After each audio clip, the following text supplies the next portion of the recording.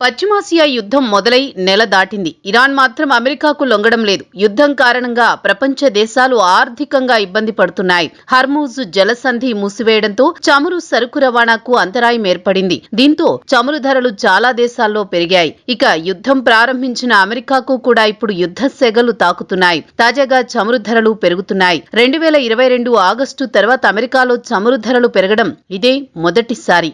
అమెరికాలో యుద్ధం కారణంగా చమురు కంపెనీలు ధరలు పెంచేశాయి. అవి నేరుగా భారాన్ని ప్రజలపై మోపుతున్నాయి. పెట్రోల్, ఒక గ్యాలన్ పెట్రోల్ ధర $3.09 నుంచి ఏకంగా $4.09కు పెంచాయి. అంటే ఒక గ్యాలన్ కు $1 కన్నా ఎక్కువ పెరిగింది.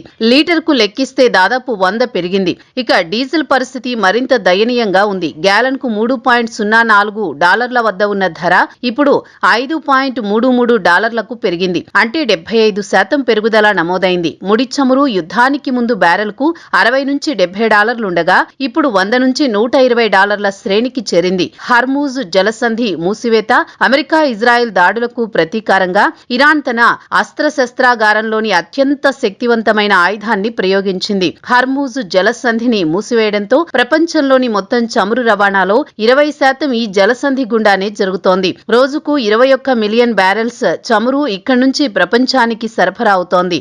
భారత్ తన ముడి చమురు దిగుమతుల్లో 60% ఈ మార్గం గుండానే తెచ్చుకుంటోంది. యుద్ధం కారణంగా 10,000 కోట్ల విలువైన భారత నౌకలు ఈ జలసంధిలో చిక్కుకున్నాయి. అమెరికా కూడా గల్ఫ్ నుంచి చమురు దిగుమతి చేసుకుంటుంది. జలసంధి మూసివేతతో సరఫరా గొలుసు దెబ్బతిని ధరలు పెరిగాయి. యుద్ధం మొదలుపెట్టిన అమెరికా తన ప్రజలపైనే భారం వేస్తోంది. కానీ భారత్ మాత్రం ప్రజలను కాపాడుకుంటోంది. అమెరికా కంటే 4 రెట్లు ఎక్కువ జనాభా ఉన్న భారత్ యుద్ధ ప్రభావం తట్టుకుంది. భారత్ భారీ ఎత్తున చమురు నిల్వలు చేసుకుంది. రష్యా నుంచి తక్కువ ధరకు చమురు కొనుగోలు చేసి నిల్వలు పెంచుకుంది. భారత్ కేవలం గల్ఫ్ పైనే ఆధారపడకుండా రష్యా, అమెరికా, ఆఫ్రికా దేశాల నుంచి చమురు దిగుమతి చేసుకుంటోంది. దేశవ్యాప్తంగా పెట్రోలియం సరఫరాను మెరుగుపరిచి కొరత రాకుండా చూసింది. గల్ఫ్ యుద్ధాన్ని మొదలుపెట్టిన అమెరికా ఇప్పుడు తన ప్రజలపైనే భారం వేసుకుంటోంది. పెట్రోల్ ధరలు భగ్గుమంటున్నాయి. యుద్ధం మొదలుపెట్టిన అమెరికా తన ప్రజలను బాధడం ప్రారంభించింది.